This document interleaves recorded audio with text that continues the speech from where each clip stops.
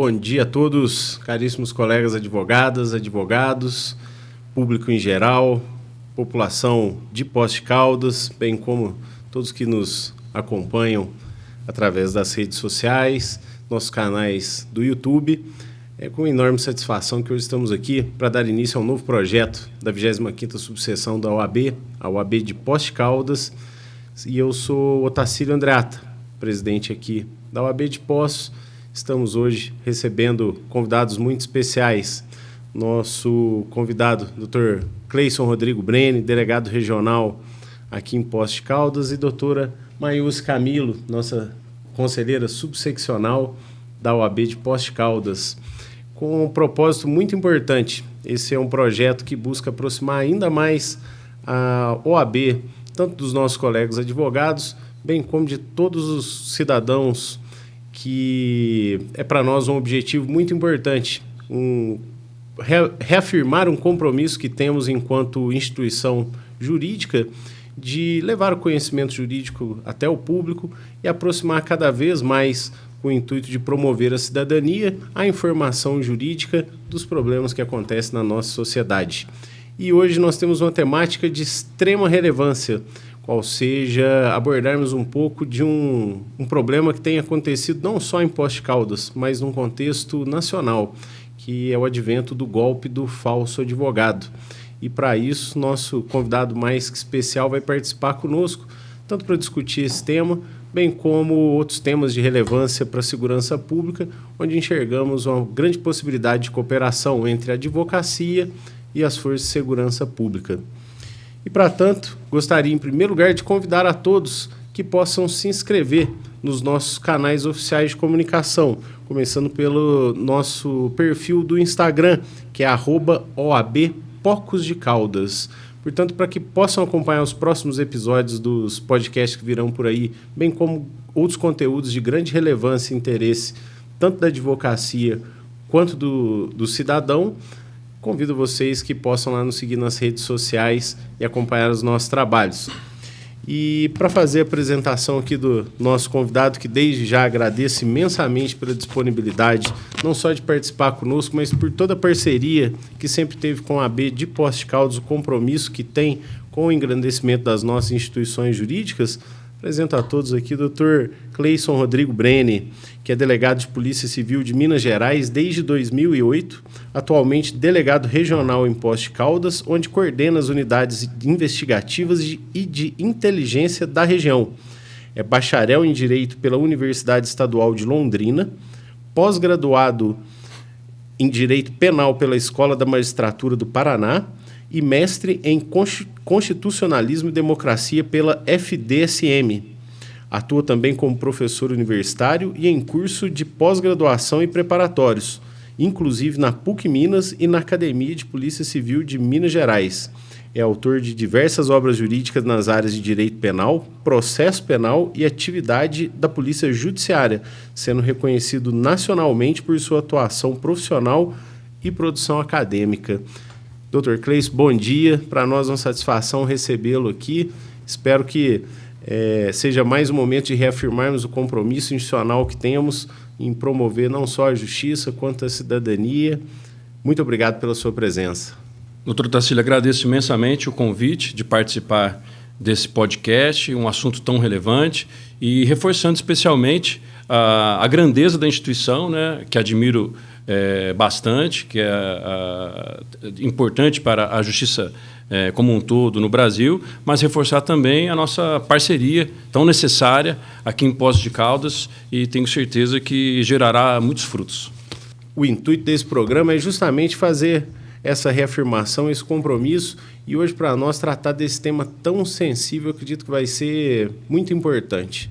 Afinal, na OAB nós recebemos denúncias diárias, acredito que vocês lá na delegacia, inclusive, também todos os dias têm recebido cada vez mais o mal do século XXI. Acredito que com o advento do avanço tecnológico, que cada vez numa velocidade maior, junto com isso, infelizmente, pessoas se aproveitam de uma forma negativa para obter, muitas vezes, vantagens ilícitas.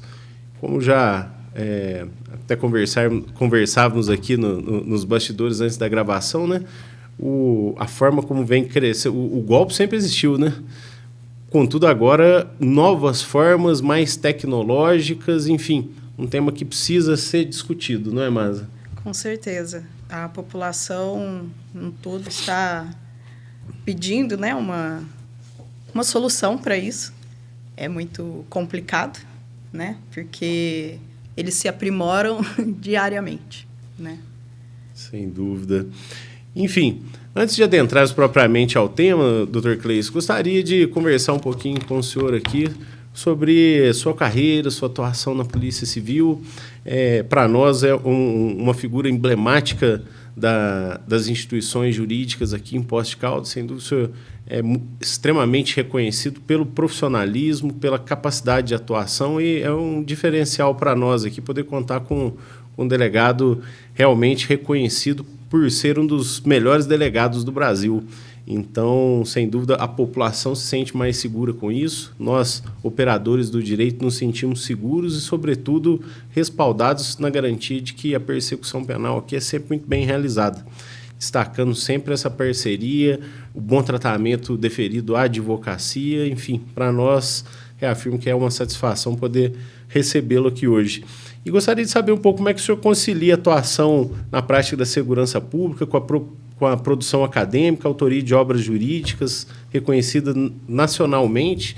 Gostaria que o senhor contasse um pouquinho para nós aqui da sua trajetória, como é que é a sua atuação tanto na carreira policial quanto na carreira acadêmica. Bom, agradeço mais uma vez as palavras. Realmente, assim, a estrutura de conciliação ela é um pouco caótica, porque eu comecei a lecionar em cursos de direito logo após eu me formei, mas já com a intenção de ser delegado de polícia. Então, eu inicio na vida acadêmica antes da carreira policial. E quando eu começo o cargo de delegado de polícia aqui em Minas Gerais, imediatamente eu também já procuro as instituições. Então, em todos os lugares que eu trabalhei, eu sempre lecionei nas faculdades. E quando eu estava no Triângulo Mineiro, surgiu a possibilidade de publicar um livro, escrever um livro. Esse meu primeiro livro, que eu escrevi em 2012, ele trata justamente sobre a carreira de delegado de polícia, um manual do delegado de polícia, que naquela oportunidade assim, era uma literatura muito escassa no Brasil. Então, foi uma oportunidade muito especial para mim. Isso aí desembocou em tantas outras obras jurídicas lá na editora Juspódio, e depois iniciei também na Mizuno. As aulas sempre continuei, e agora com o mundo digital, que nós vamos falar também bastante sobre isso, no mundo digital surgiram cursos preparatórios, pós-graduação, tudo no ambiente virtual. Então, por isso que eu disse que é um pouco caótico, porque longos períodos eu gravei aula de madrugada, de final de semana, no período noturno, conciliando sempre com a atividade operacional, que é a atividade que eu mais gosto dentro da carreira de delegado de polícia.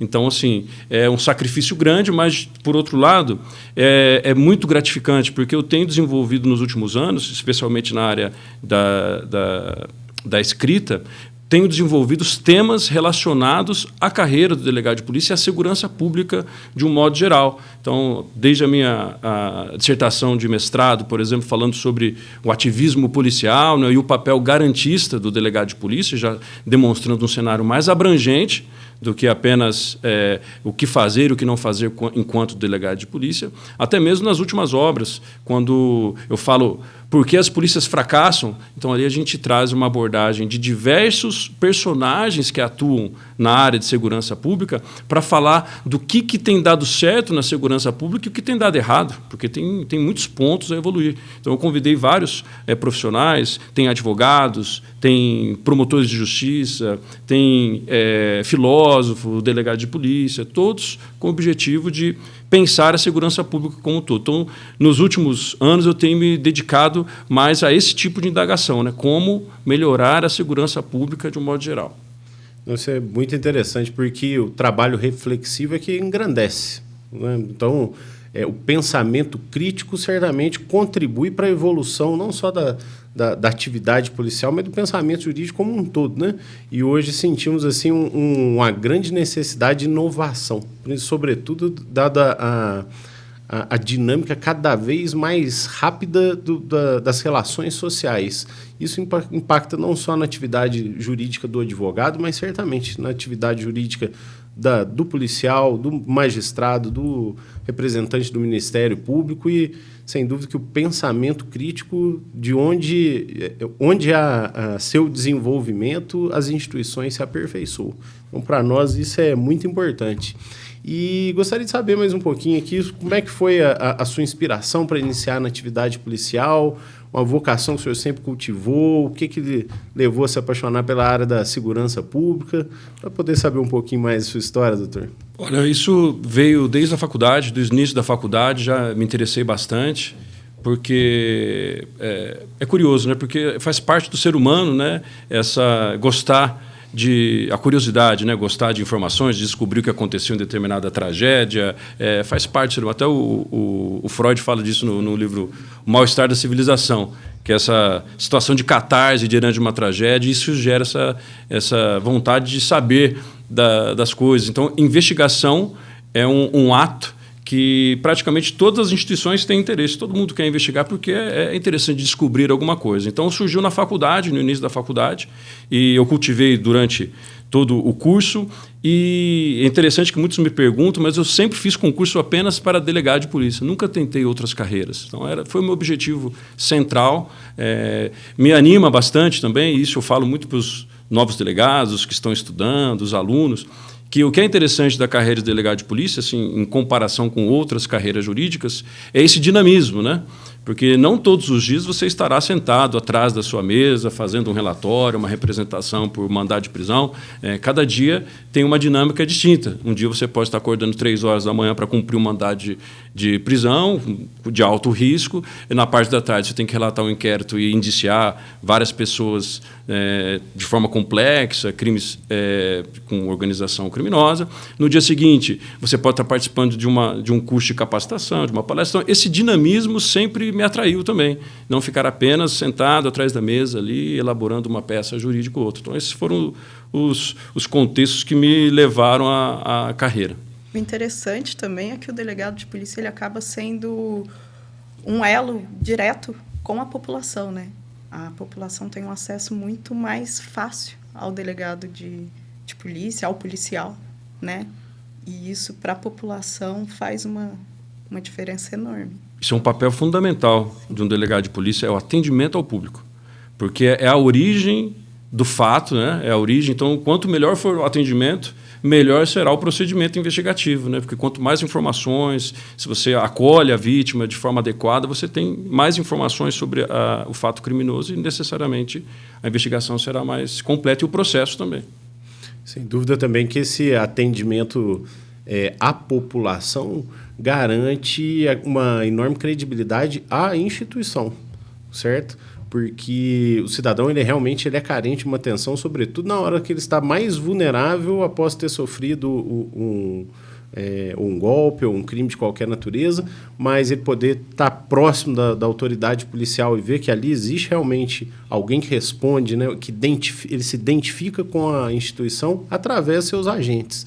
E, sem dúvida, que isso aí gera um conforto à população, né? Chegar lá e ver o delegado trabalhando, entender que realmente existe uma instituição envolvida na resolução daquele problema, garante um conforto social, digamos assim, né? Sem sombra de dúvidas, eu acredito bastante nisso também. Ok. Mas, bem, vamos, então, propriamente adentrar um pouco ao tema que nos reúne aqui hoje. E, doutor, gostaríamos de contar aqui com a sua experiência para debatermos um pouco esse mal que assola a população. Como nós já dissemos aqui, uma breve introdução, a questão do golpe eu acho que sempre existiu, né? O estelionato, o estelionatário, o golpista é uma figura, infelizmente, presente na nossa sociedade desde tempos mais ermos, mas de um tempo para cá estamos observando aqui uma evolução, inclusive tecnológica nisso. Então, discutimos aqui mais cedo, né? Mas já existiu o grande foco no bilhete premiado, outros tempos o falso sequestro, o falso gerente do banco, e hoje a inovação tecnológica passou a atingir diretamente a advocacia.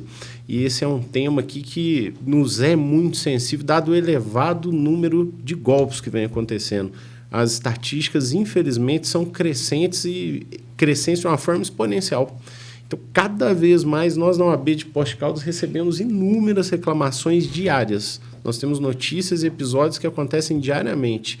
E digo também do ponto de vista da OAB de Minas Gerais, seccional, que eu tenho cuidado de acompanhar bastante perto essa situação, temos relatos assim de estatísticas absurdas, crescentes de uma forma gigantesca. Então, nos preocupa demais, sobretudo, levar a informação até a população, porque acredito sinceramente que a prevenção seja o melhor caminho, porque depois que o golpe já foi realizado, é muito difícil a gente conseguir reverter isso. Então, eu gostaria que o senhor falasse um pouquinho, até contextualizasse, de acordo com a sua prática policial, um pouco sobre os golpes, como é que isso funciona, como é que começou, como é que está evoluindo. Queria que o senhor conversasse um pouquinho com a gente nesse sentido. O golpe do falso advogado, ele se insere no contexto do estelionato. Só que a reincidência e a amplitude de ocorrências envolvendo esse tipo de estelionato agora, ela se amplificou por conta do ambiente virtual. Então, é uma modalidade de estelionato, porém praticado no ambiente virtual, que, em razão da evolução da tecnologia, nós temos diversos mecanismos tecnológicos que propiciam uma abordagem da vítima muito mais direta e muito mais rápida. Então, enquanto nós tínhamos lá no golpe do bilhete premiado, o indivíduo tinha, o criminoso, que ir até o banco, encontrar com a vítima para fazer uma abordagem, tentar alguma coisa mais concreta em relação ao golpe, hoje o indivíduo, dentro de um presídio lá no Maranhão, ele consegue fazer uma abordagem a 100 vítimas, por exemplo. Então, nós temos mecanismos digitais, como, por exemplo, aplicativos de celular, redes sociais, aplicativos bancários, de diversas formas, que consegue o criminoso realizar essa engenharia social, que é o ponto crucial de um golpe. A engenharia social é você captar a atenção da vítima para diminuir os filtros de segurança dela, para que ela faça tudo o que ele deseja. Então, a engenharia social ela envolve 2 aspectos no golpe do delegado.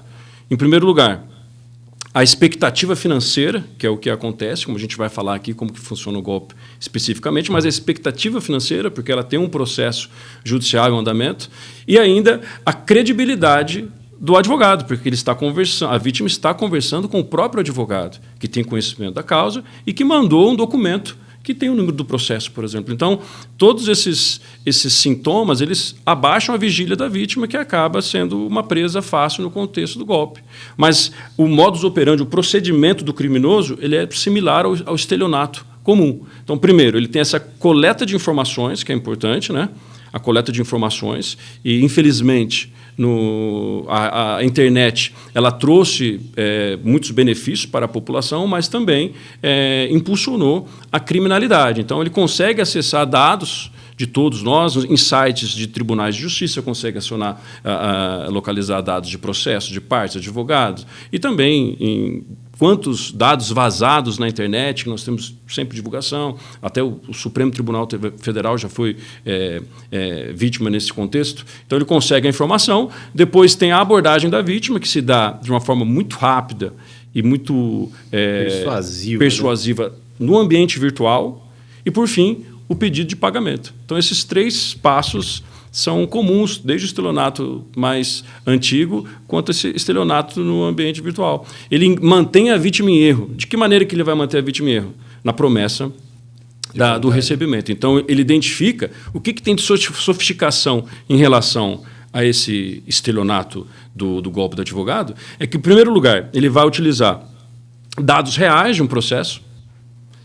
Segundo lugar, ele vai utilizar uma linguagem técnica, ele vai falar com uma linguagem jurídica para a vítima, isso aí também traz a credibilidade. E, por fim, ele vai utilizar a identidade visual do advogado ou do escritório da advocacia. Então, esses 3 pilares, assim, esses fatores, contribuem para essa sofisticação do golpe, levantando, assim, baixando a guarda da vítima por conta da credibilidade da relação cliente-advogado e da expectativa de recebimento de dinheiro. Geralmente são vítimas que têm processos judiciais, então estão aguardando uma liberação de um alvará, um levantamento, uma decisão judicial, ou então um acordo importante. O maior índice de incidência, pelo que a gente tem acompanhado, são causas previdenciárias e causas trabalhistas, mas em todos os cenários, né, a gente percebe que é possível alavancar um golpe. Sem dúvida. Desculpa, mas um perfil que nós temos identificado gira muito em torno disso que o senhor está falando. Nós temos observado que o golpista ele procura as vítimas mais vulneráveis, sobretudo assim, aquelas que estão aguardando, às vezes, um provimento judicial já há bastante tempo. Existe realmente envolvida aquela ansiedade de poder receber um valor que há muito tempo tem sido aguardado, e a vulnerabilidade consiste justamente nisso, né? Com o advento dos processos eletrônicos, isso é até um recado para a população em geral, para que fiquem atentos a isso. Houve, principalmente após a pandemia, acelerou-se demais o processo de virtualização dos processos. Então, o que nós enfrentamos hoje é uma realidade que qualquer pessoa pode entrar no site dos tribunais e verificar dados verídicos sobre os processos. Então, a consulta pública facilitada tornou vulnerável informações que deveriam, inclusive, ser protegidas pela própria LGPD. Então, é muito simples o golpista entrar num processo eletrônico através de uma plataforma oficial, observar um processo jurídico que realmente existe, e lá ele encontra o telefone dos nossos clientes, ele encontra os dados desde CPF, número de conta bancária dos nossos clientes, consegue, através das redes sociais, replicar ali a imagem do advogado, criar um WhatsApp falso, criar um perfil falso de Instagram e entrar em contato com os nossos clientes, passando pelos advogados, fornecendo informações verídicas sobre o processo, o que facilita demais, o excesso de informações facilita demais que o golpista possa aprimorar o golpe nesse sentido da engenharia social que o senhor está falando para nós aqui, né? Então, digamos que a vulnerabilidade da informação, como está posta hoje, coloca toda essa informação na mão do golpista para que possa, com o tempo que ele tem, como o senhor bem disse, às vezes o golpe está sendo aplicado lá de um presídio, lá no Maranhão. Pô, esse sujeito realmente está com tempo lá para poder estudar a vítima, elaborar uma forma de abordagem e realmente obter uma vantagem. Então, a principal ponto talvez seja esse, né? A vulnerabilidade da informação, né, Maílson? Isso que eu ia falar. O processo, muitas pessoas perguntam, mas ele tinha todos os dados do meu processo, né? Os processos são públicos, a sua grande maioria. Então, o acesso, ele é público, e quem tem o mínimo de conhecimento ao sistema do judiciário consegue acessar esse processo. Eles estudam o processo antes de entrar em contato com a vítima. Então, mesmo a vítima fazendo algumas perguntas sobre o processo, o golpista ele vai saber responder tecnicamente. Então, isso realmente leva a vítima à certeza de que está falando com o seu advogado ou com alguém nomeado pelo advogado, devido ao conhecimento que eles apresentam da causa, né? Exato. E o que o senhor acha? Hoje, o golpe, em termos estatísticos, o senhor está vivendo a realidade policial, participa das investigações quanto a isso. Hoje, podemos considerar que o golpe do falso advogado é um dos mais praticados no ambiente virtual? Porque, com certeza, o ambiente virtual ele mudou completamente a configuração da investigação criminal. Tanto é que tem sido um dos pontos nevrálgicos da minha gestão, a capacitação para investigação no ambiente virtual. Desde 2024, nós criamos uma parceria com a PUC, com o Laboratório Cibernético, e nós desenvolvemos, nesse período, um software de materialização de evidências digitais. Inclusive, conseguimos até a patente já desse software junto ao INPI, e capacitamos policiais no ano passado, do 18º departamento todo, com o objetivo de utilizar e melhorar a investigação no ambiente virtual. Então, o objetivo nosso também é continuar essa capacitação, expandir para todo o estado de Minas e quem sabe, para o Brasil. Então, essa preocupação em capacitar o policial, inclusive, para a investigação virtual, cibernética, é um passo importante da polícia. Como você mencionou, nós temos o processo judicial eletrônico hoje. Também nós temos os inquéritos eletrônicos. Todos os inquéritos policiais foram digitalizados. Então, nós não temos mais inquérito policial físico. Finalizamos o processo de digitalização no ano passado. Então, é mais uma preocupação que nós temos que ter em relação ao ambiente virtual e processo de investigação criminal. Então, com o ambiente virtual, o estelionato subiu exponencialmente, efetivamente, e o golpe do advogado, para você ter uma ideia, aqui em Minas Gerais, nós identificamos pelo menos 3.500 ocorrências registradas envolvendo golpe do falso advogado. Em Minas Gerais, em Poços de Caldas, nós temos mais de 50 ocorrências já registradas, além daquelas que são protocolizadas individualmente, né? Então, tem uma quantidade muito grande também desse tipo de golpe aqui. Mas, claro, nós vamos falar ao longo da nossa conversa aqui sobre medidas de prevenção e também medidas de ação após a ocorrência de um fato, tanto por parte do advogado quanto por parte da vítima, né?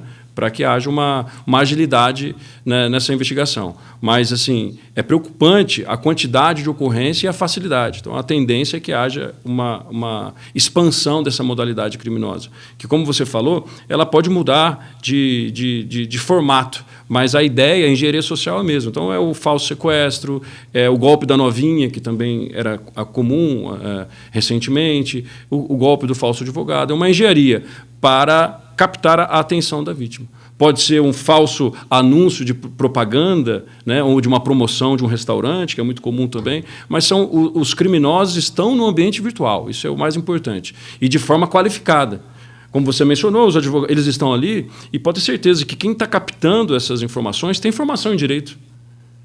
Né? Ele tem conhecimento técnico para saber como abordar a vítima depois. Então, assim, são organizações criminosas, facções criminosas já identificaram a facilidade de alcançar valores e não precisar entrar numa casa, num banco. Ele consegue valores muito mais rápidos dessa forma, pelo telefone celular.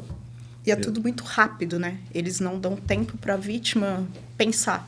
Porque 1 minuto que eles deixam a vítima raciocinar o que está acontecendo, ela vai cair em si que isso é um golpe. Então, eles agem muito rápido, eles fazem a vítima fazer todo o processo ali no celular muito rápido, que só depois que desliga o telefone ou que termina de conversar ali com eles que a vítima cai em si que é um golpe, né? E essa sensação do golpe é muito rápido que vem para a vítima, né?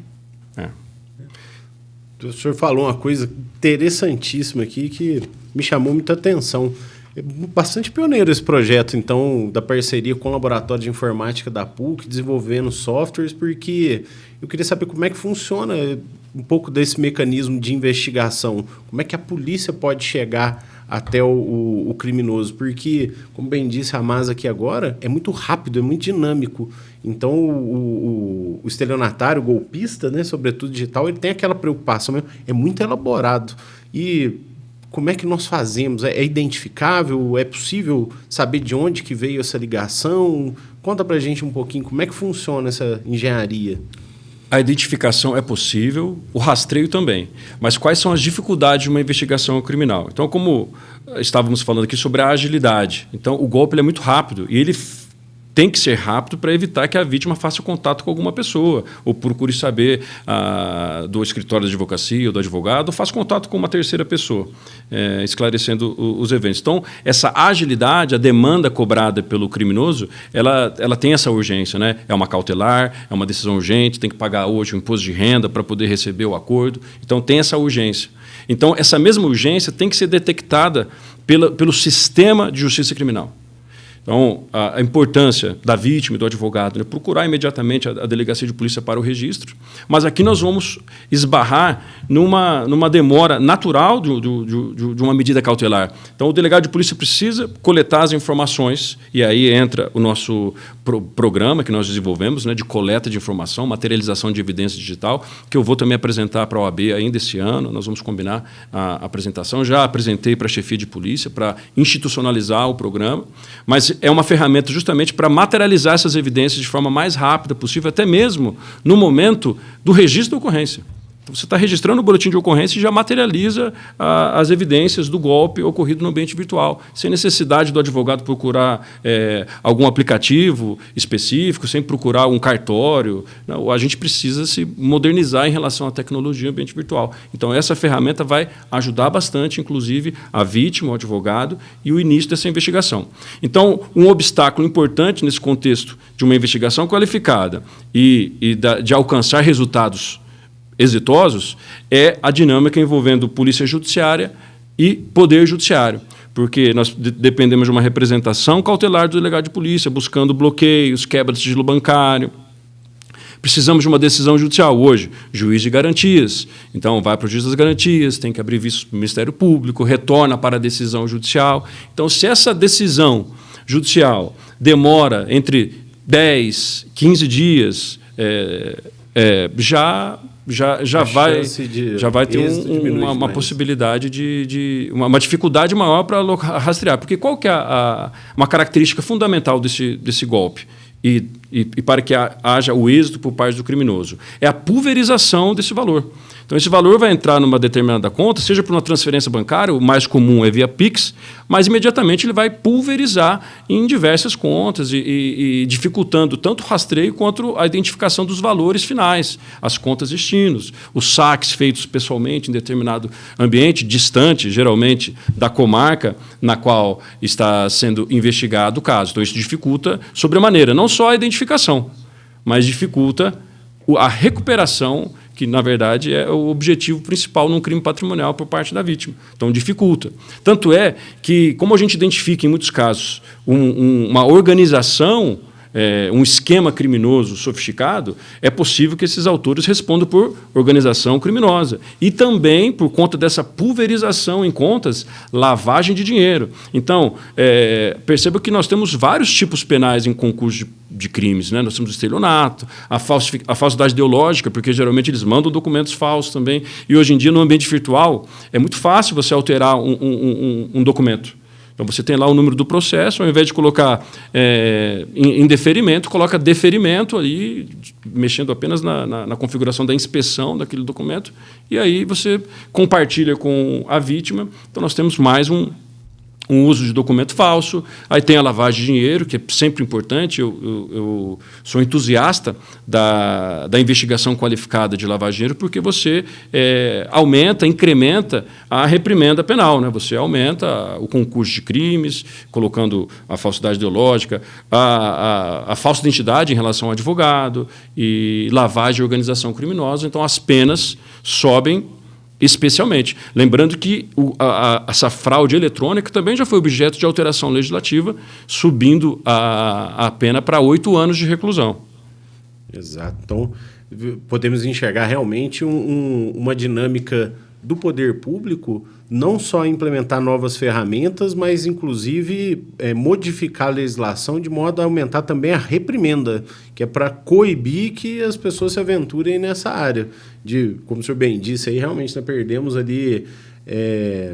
não digo nem perder, mudou-se a sistemática. Hoje não existe assalto a banco, né? Hoje é muito mais simples a pessoa assaltar virtualmente, assaltar entre aspas, né? Mas praticar um crime virtual. Não está exposta ao risco, a identificação é muito mais difícil.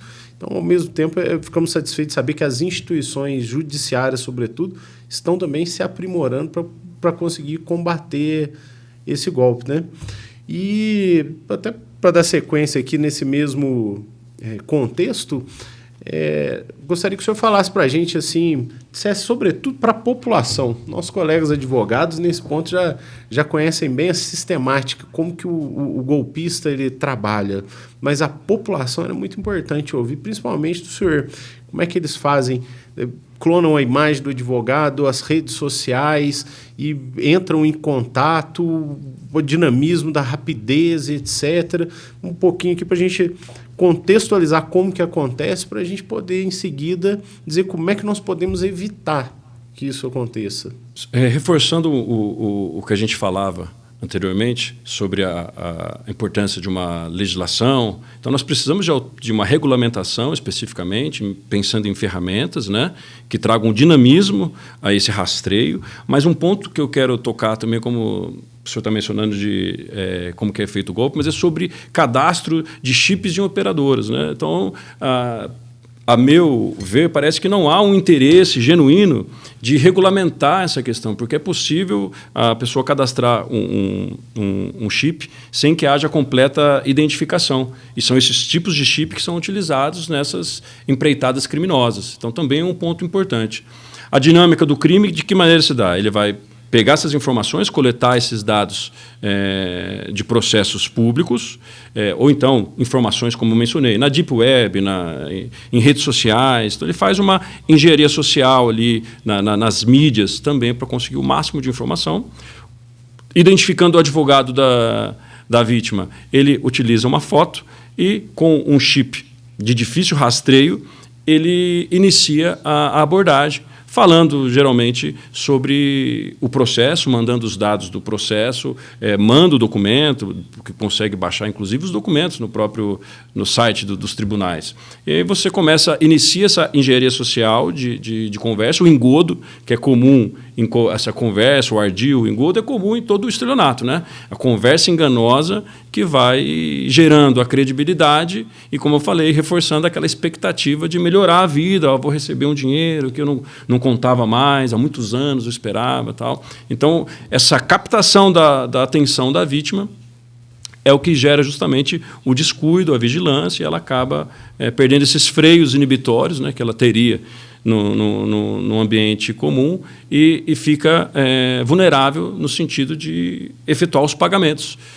via Pix, a maioria dos casos, mas também temos transferências bancárias, temos TEDs bancários, temos um caso que o senhor mencionou, inclusive, na delegacia, que nós comentamos, do acesso por videochamada aos dados da conta bancária. Também já vi nesse formato, né? O próprio criminoso faz uma chamada de vídeo orientando a vítima o que fazer ali no aplicativo do celular. Lembrando, então, como a facilidade do criminoso, né? Que não importa a distância que ele esteja, ele consegue abordar 100 vítimas por dia. Então, os ganhos também, a rentabilidade dessa modalidade criminosa, ela é gigantesca. Nós comentávamos mais cedo hoje, a evolução foi justamente essa, né? Sim. Então partimos só da clonagem ali de uma imagem, né? De um perfil do WhatsApp, de uma foto obtida mesmo na rede social do colega advogado, etc. Hoje temos até audiências virtuais simuladas, né, Márcia? Sim. Teve alguns casos de golpes que na ligação falavam, tá aqui o promotor, o juiz, eu sou o auxiliar do seu advogado, porque não aparecia o advogado, né, na chamada, e eu preciso que você faça isso urgente aqui no seu aplicativo do banco, e vai levando a vítima ao erro, assim, muito, muito rápido. E quando a vítima cai em si, já fez a transferência, muitas vezes valores até acima do que era realmente a causa do processo, né? E eles trabalham muito bem essa parte, o psicológico também, que muitas vezes a vítima não percebe, mas ela acaba passando algumas informações também. Sem querer. O impacto emocional, o abalo emocional causado quando cai em si sobre o golpe é gigantesco, né? Realmente chama muita atenção, porque os clientes, não só do golpe do advogado, mas muitas vezes clientes que nos procuram, assim, a sensação que eles têm quando eles descobrem que caíram num golpe e olham para trás e falam, nossa, não acredito que eu caí nesse golpe dessa forma, não é possível. Então, assim, realmente, emocionalmente, a pessoa fica extremamente abalada. Eu acho que isso, de certa forma, até reduz um pouco o número de registros de ocorrência. Era exatamente isso que eu ia falar. Isso aí, ele se transforma em subnotificação. Sim. Então, assim, a gente falou aqui sobre 3.500 ocorrências em Minas, mais de 50, mas esse impacto psicológico na vítima gera subnotificação, ou seja, ela deixa de procurar as autoridades policiais, procurar o advogado por receio, por vergonha de ter caído no golpe. Isso de forma alguma deve prosperar, né? Por isso que é a importância da gente estar falando sobre isso aqui hoje. A vítima precisa, sim, tomar atitudes imediatas, porque ela não tem culpa, no caso. Então, não pode deixar essa sensação, né, tomar conta e inibir que ela procure as autoridades. Até porque a estatística, eu acredito que seja fundamental a persecução criminal, né? Então, ter realmente dimensão de o quanto isso acontece, muitas vezes até por esse fator, né? Mas da vergonha da pessoa de assumir, nossa, caí num golpe e não vou procurar a polícia, porque para mim pode parecer até vergonhoso. Não, nós temos que procurar, temos que registrar, temos que fornecer o máximo possível de informações que possam ajudar que a polícia faça seu trabalho, né? Então, isso é fundamental. Mas até retomando aqui um ponto que o senhor falou, isso é algo que nos preocupa muito enquanto instituição, viu, doutor? Porque a OAB de Minas Gerais tem tomado severas atitudes, inclusive em relação aos órgãos gestores, tanto dos processos eletrônicos, a pedido do Conselho Federal da OAB, recentemente passou-se a obter algo básico, trivial, mas que já foi um grande avanço para todos nós advogados, que é a autenticação de 2 fatores para acesso aos sistemas eletrônicos de processo, porque antes bastava você ter a senha e o login do advogado, algo talvez até facilmente hackeável no ambiente virtual. Para mim, pode parecer até muito difícil, mas às vezes uma criança de 12 anos tem a habilidade lá de hackear um computador de alguém e descobrir um login e senha. Então agora, pelo menos isso, nós temos uma autenticação de 2 fatores para poder acessar os sistemas eletrônicos. Mas algo também que nos preocupa demais, como o senhor disse, é a facilidade de obter um chip de celular, né? Então, de repente, o meu cliente pode estar sofrendo um golpe através de um telefone que às vezes está registrado no meu nome mesmo. E eu nunca tive acesso àquele telefone. Com os dados da pessoa, ele pode ir lá e cadastrar comprar na banca de jornal um chip de celular, habilitar e aplicar um golpe. Pode ser no meu nome. Né? Só o CPF, uso do CPF já consegue habilitar o chip. E o CPF hoje em dia... Às vezes você dá um Google e acha o CPF da pessoa perdido em algum documento que essa pessoa postou na internet em determinado momento da vida e nem sabe que está lá à disposição. E outra ação tomada pelo nosso presidente, até a quem eu mando um enorme abraço aqui, doutor Gustavo Chalfun, presidente da OAB de Minas. A OAB de Minas recentemente entrou com uma ação civil pública contra a Meta, que é a empresa responsável pela gestão, a proprietária mesmo do WhatsApp, do Facebook, do Instagram, para obrigá-los a garantir maior eficiência na proteção de dados. Pra você ter uma ideia, eu pago mensalmente um valor a essa plataforma para garantir a verificação de dados para que meus perfis não sejam clonados. E semanalmente eles vão lá, entram no meu perfil do Instagram, clonam as minhas informações, copiam a minha foto, criam perfis falsos de WhatsApp e aplicam golpes normalmente. Então, isso nos chama muita atenção e é uma preocupação também da advocacia, uma preocupação da OAB, levar ao máximo possível o controle desses dados. Afinal, há que se ter uma responsabilidade, concorda? Um conglomerado de informação, talvez uma das empresas mais poderosas do mundo. Afinal, a informação é o novo petróleo, né? O que essas empresas detêm de informação nas mãos é muito grande. Então, há que se cobrar uma responsabilidade muito grande deles também na gestão dessas informações. Afinal, é muito simples alguém entrar num perfil do Instagram, hackear uma conta, copiar alguns dados e se utilizar disso de forma a aplicar golpes, né? Então, é uma preocupação institucional para nós. Aí você toca num ponto importante também, quando a gente falava em investigação qualificada, sistema de justiça criminal, né? Eu nem mencionei as plataformas, porque eu nem considerei a participação delas, porque assim, é um tratamento muito difícil em relação a informações. E a gente também precisa dessa agilidade. Então, muitas vezes, né, a gente vê as demandas chegando, inclusive, ao Supremo Tribunal Federal, sobre essa dificuldade de obter informações de perfis de redes sociais da empresa Meta, especialmente. Inclusive, com mais de um episódio notoriamente divulgados, amplamente divulgados, no sentido de até dificuldade em fazer cumprir as medidas judiciais, né? Então, às vezes, existe uma determinação judicial, você não consegue nem encontrar um representante da plataforma para poder cumprir. Então, como o senhor bem disse, o tempo é fundamental. Então, há que se ter uma sensibilidade, principalmente a cooperação dessas plataformas, porque o cidadão tem sido lesado através dessas ferramentas. Então, quem detém o controle dessas ferramentas precisa realmente colaborar com a sociedade, porque vai ser fundamental para possamos suprimir um pouco isso.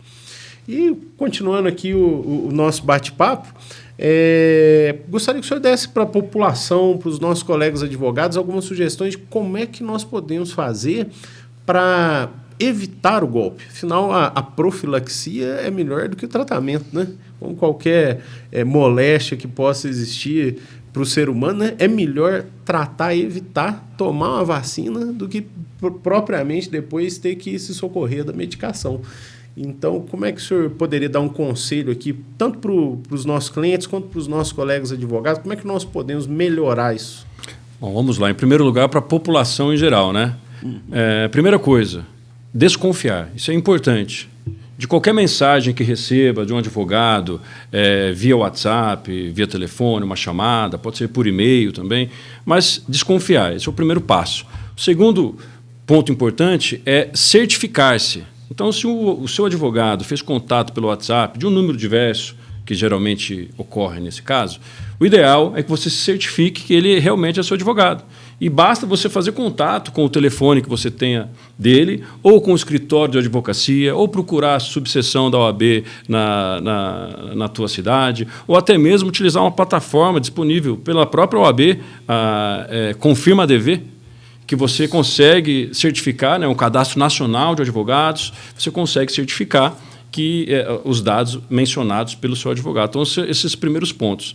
Mas o mais importante que deve se preocupar a população de modo geral é não fornecer dados via WhatsApp, não fornecer senhas bancárias, não entrar em links que geralmente são links maliciosos justamente para conseguir acessar o teu aparelho celular, não fazer confirmação facial em razão de pedidos de terceiros. É muito, muito comum, o criminoso pede a confirmação facial, então a própria vítima ainda se insere nesse contexto de facilitação, porque ela faz o reconhecimento facial. Então, essas são as preocupações básicas que a população, de um modo geral, deve ter. Aos advogados, importante registrar um boletim de ocorrência imediatamente, quando tomar conhecimento, seja por conta do golpe do próprio cliente, mas independente do cliente, registrar um boletim por conta da utilização indevida, da falsa identidade, né? E também porque é importante para denunciar esse perfil. Pode ser denunciado via plataforma, mas também a gente toma as medidas cabíveis em relação à investigação. Um ponto importante também para os advogados, que eu recomendo, é utilizar meios formais de comunicação com os clientes. Então, a utilização de meios formais, isso é fundamental, uma padronização da comunicação, para que ele não seja refém de um contato telefônico.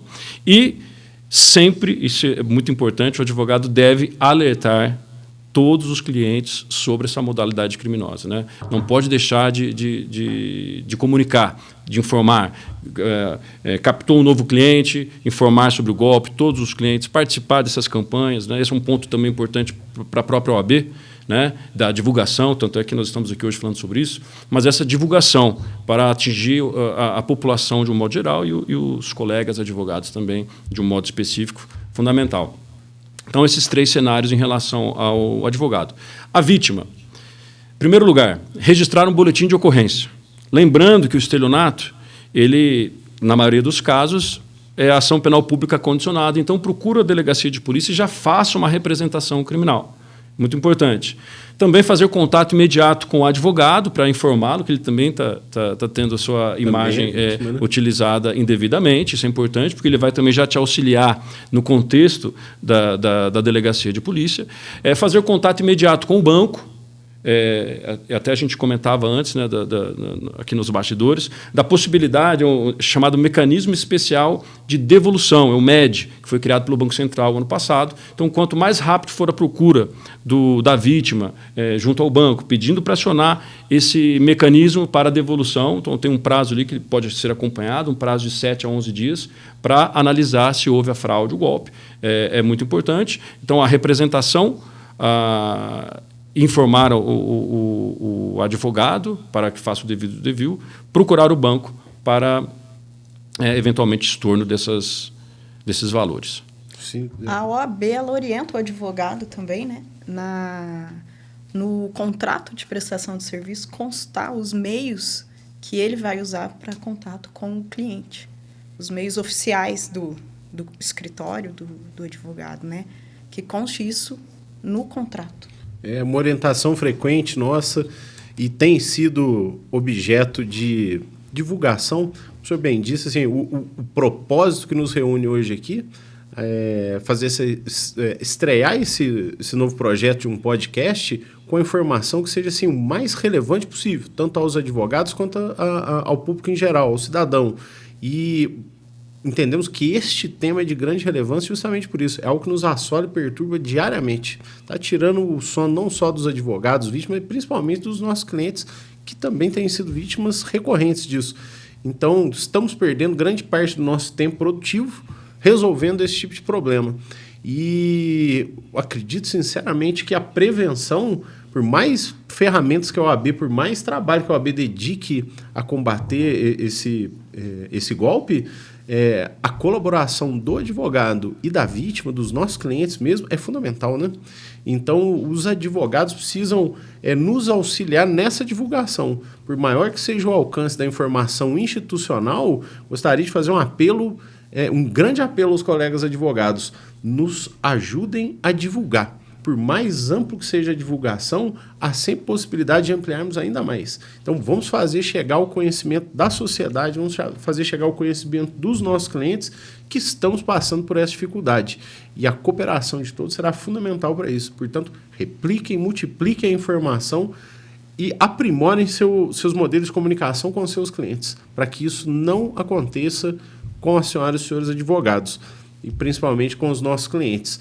E sugerimos, doutor Cleison, um gesto que pode ser até um gesto muito simples, mas que pelo menos eu tenho escutado de muitos colegas advogados que tem sido efetivo.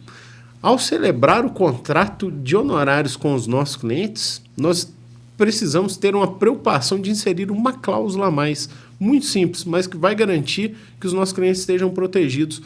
Vamos inserir uma senha nesse contrato. Vou combinar com os nossos clientes. Olha, o senhor só receberá contato dos canais oficiais de comunicação dos nossos escritórios.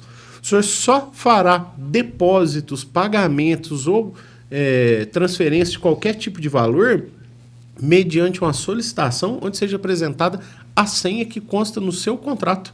Essa senha pode ser uma senha muito simples, uma senha alfanumérica AB1234, mas aquele cliente sabe qual que é a senha, ele não fala para ninguém. E o escritório de advocacia, o advogado, quando precisar, como de fato ocorre, de verdade, às vezes a gente precisa que o cliente pague uma taxa, pague um boleto, pague umas custas recursais, enfim, nós encaminhamos isso por meios eletrônicos. Porém, o contato será acompanhado da senha que consta no contrato de honorários. Isso evitará muito problema, muito constrangimento. O senhor falou muito bem aqui a urgência, não é? Então, o golpista, ele se vale da urgência. Ele aperta a pessoa, ele é a vítima, fala, tem que ser agora, para não deixar a vítima desligar o telefone e ligar para o seu advogado no número tradicional, no número lá do telefone fixo do escritório. Agora, se o golpista não informou essa senha, está fácil de verificar que é um golpe. Desconfiar é preciso, mas o que nós pudermos revestir de outras ferramentas para dar mais segurança, caríssimos colegas advogados, repito, é simples. Vamos colocar uma senha nos nossos contratos de honorários e só pediremos pagamentos, negociaremos valores com os nossos clientes mediante apresentação de senha.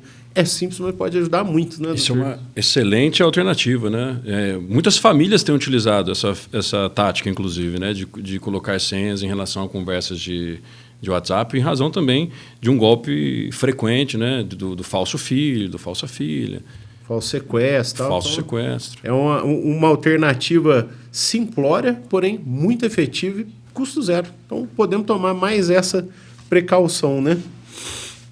Doutor, para a gente adentrar ainda mais profundamente nesse tema, eu gostaria que o senhor voltasse mesmo para a atividade prática. Evitar é fundamental, mas já caiu, já aconteceu o golpe. Nosso cliente está lá desesperado.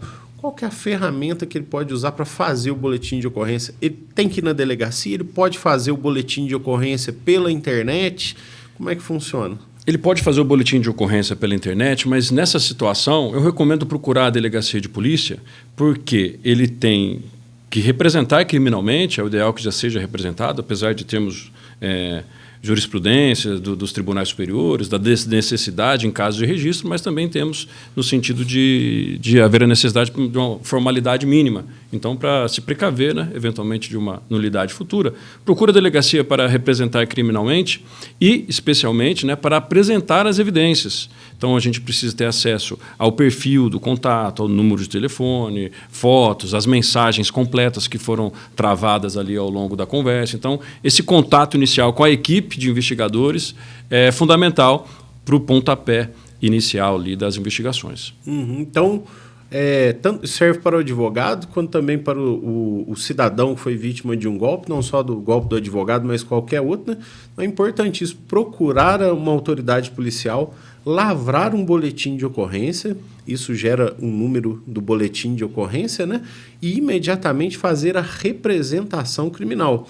Traduzido em miúdos aqui para o nosso público, isso significa ir até o departamento de polícia, apresentar o boletim de ocorrência já lavrado ou fazer ali mesmo o boletim de ocorrência, né? E dizer ao delegado, olha, eu desejo providências em relação a isso. Traduzindo aqui, a ação penal pública condicionada significa justamente isso, né? Ela está condicionada a que o cidadão que foi vítima chegue até a autoridade policial e requeira providências. Então, muitas vezes, o simples boletim de ocorrência foi lavrado lá na Polícia Militar. Ele gera um número, ele gera uma estatística, mas ele não tem nenhuma consequência dali em diante. Por se tratar de um crime de estelionato, principalmente, né? Necessário chegar até a autoridade policial e pedir, requerer providências. Ó, estou aqui para representar o boletim de ocorrência, então será instaurado o inquérito policial. É isso mesmo, doutor? Isso. É uma condição legal, não é uma condição imposta pela polícia, mas sim, é uma condição legal. Depois de texto de lei, né? É o texto de lei e por isso que eu falo da procura imediata, porque já inicia a investigação, além da representação, já tem o início imediato com a apresentação de todas as informações pertinentes para a investigação e já se inicia ali os pedidos sigilosos, de quebra de sigilo bancário, quebra de sigilo fiscal, eventualmente, das plataformas digitais. Então, assim, esse primeiro passo ele é fundamental. Então, quanto antes nós temos o início da investigação, a probabilidade de êxito futuro é maior. Continuando aqui nesse contexto, para os colegas advogados ficarem até um pouco mais tranquilos, é importante a gente frisar que OAB tem seus canais de comunicação, estamos sempre ávidos aqui a auxiliar o colega advogado nesse momento de dificuldade, frisando de que a OAB não pode tomar providências, não adianta informar a OAB se não houver a lavratura do boletim de ocorrência, o pedido de instauração, a representação criminal. Então, nós precisamos que o colega advogado também tome essa medida, procure a persecução, procure instaurar a persecução criminal e, sem prejuízo disso, que informe, sim, a OAB. Nós temos, até vou pedir para que coloque aqui embaixo, aqui no vídeo para a gente, o e-mail da OAB de Poços de Caldas, que está disponível para receber essas informações dos ocorridos, né? Que é o ouvidoria@oabpocosdecaldas.org.br. Então, formalizar a OAB que o advogado que foi vítima de um golpe ou que está sendo vítima de um golpe, se possível, inclusive, fornecer os dados do contato que está realizando o golpe e, imediatamente, como o senhor bem disse, né, providenciar que sejam bloqueados essas ferramentas. Então, foi pelo WhatsApp, né, doutor? Existe lá uma ferramenta no WhatsApp que você pede o bloqueio daquele contato. Você bloqueia e denuncia.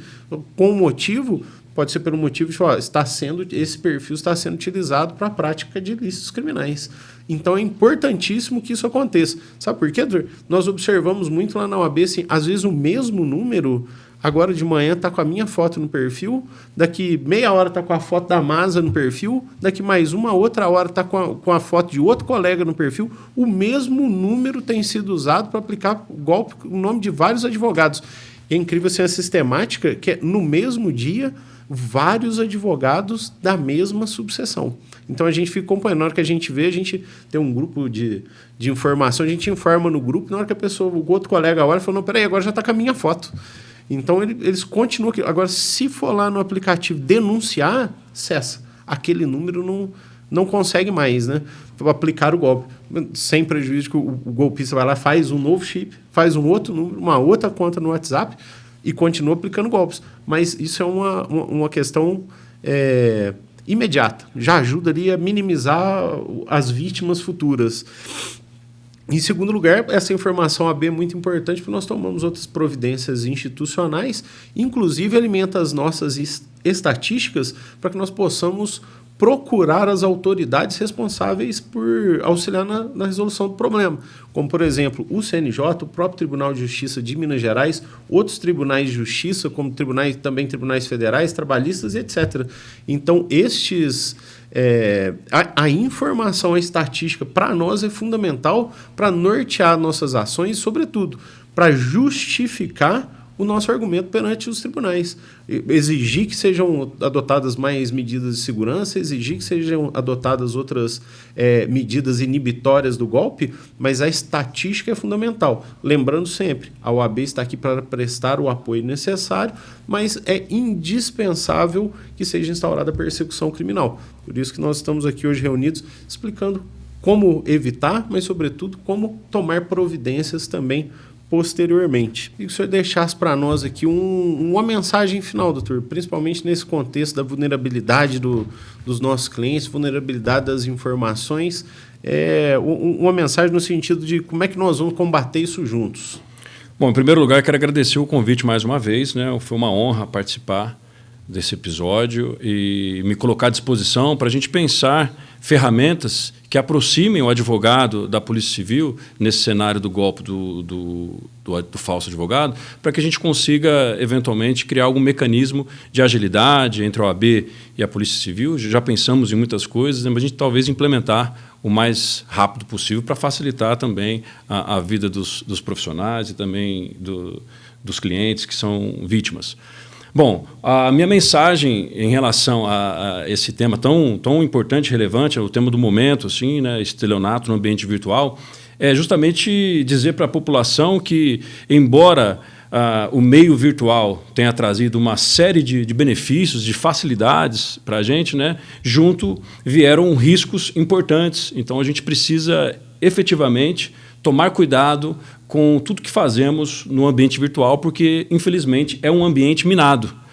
Um clique errado pode ser instalado um aplicativo malicioso no seu computador, no seu aparelho celular, e assim coletar informações relevantes que vão desembocar num futuro golpe, eventualmente. Então, muito cuidado com o ambiente virtual, muito cuidado com mensagens de pessoas desconhecidas via WhatsApp, de acessos via rede social, cuidado em clicar em links, sejam enviados por rede social, mas também por e-mail. A gente tem uma série de golpes denominados phishing, justamente via e-mail, quando a pessoa clica num determinado documento lá e acaba instalando um aplicativo, um software malicioso no seu aparelho celular, e aí os danos podem ser catastróficos. Então, utilizem rede social com segurança e muita atenção para que não sejam vítimas potenciais.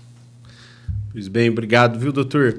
Agradecer a sua participação, agradecer também, divulgar aqui.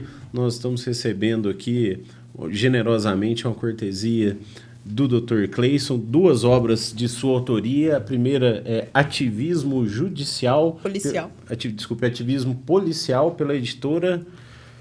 Mizuno. Editora Mizuno. E uma outra obra aqui também, Porque as polícias fracassam. Também pela editora Mizuno. Muito obrigado para nós. Nós vamos dedicar essa obra aqui no próximo seminário que nós tivermos lá na OAB, sortear ela para os nossos colegas advogados. Somos-lhe muito gratos. E aproveitar e queria passar para o senhor aqui para fazer o convite para os nossos colegas advogados. Sem dúvida. Essa obra, Porque as Polícias Fracassam, como mencionei, ela traz assim, diversos atores do cenário jurídico, né? Inclusive, essa tem a participação de 2 advogados. Então, me coloco à disposição para todos os colegas que queiram participar eventualmente de obras jurídicas voltadas para essa temática da segurança pública, que podem me procurar na delegacia, via rede social, e a gente inicia assim, um trabalho conjunto, que a intenção é continuar essa obra em volumes, né, Porque as Polícias Fracassam.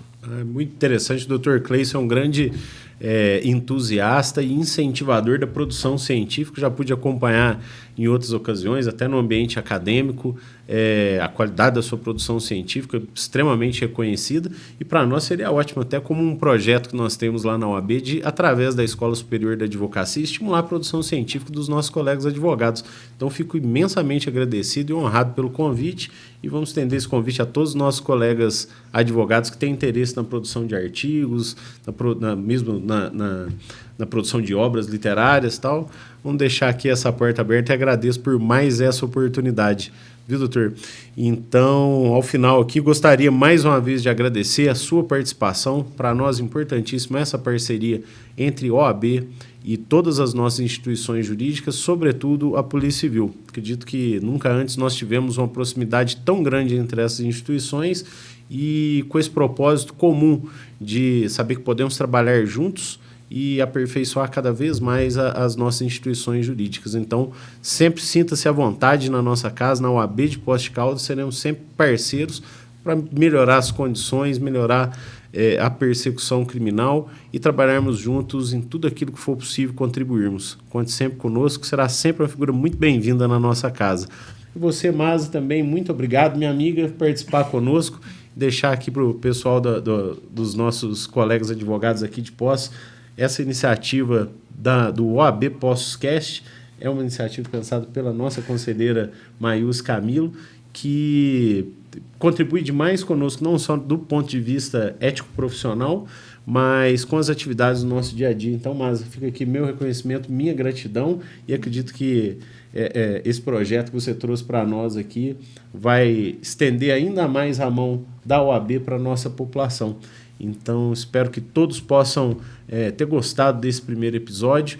Acredito que desse episódio virão outros, com outros temas relevantes, com outras personalidades da nossa área jurídica que podem contribuir muito, não só para a questão da advocacia, mas, sobretudo, com aquele nosso compromisso institucional fundamental, levar a cidadania, exercer a cidadania através da OAB.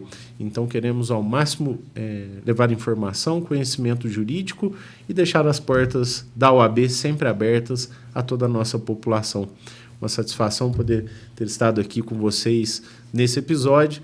Espero que nos próximos também possamos levar conteúdo de tamanha riqueza como foi absorvido aqui hoje. Dr. Cleison, muito obrigado. Doutora Mayus, muito obrigado também a todo o nosso backstage aqui que colaborou tanto para que esse episódio fosse feito com tanto carinho. Nosso muito obrigado à nossa equipe e espero vê-los em breve em mais um programa OAB Cast. E lembrando para o pessoal se inscrever nos canais do Instagram e do YouTube, né? Da OAB, @OAB Poços de Caldas. Exatamente, através do nosso Instagram, vocês terão acesso a todos os nossos conteúdos, tanto da plataforma do YouTube quanto outras redes sociais, no nosso site, e acompanhe as nossas informações para ter acesso a todos os conteúdos veiculados pela OAB de Poços de Caldas. Mais uma vez, obrigado a todos. Nos vemos no próximo programa OAB Cast, OAB Poços Cast. Forte abraço a todos vocês. Até a próxima.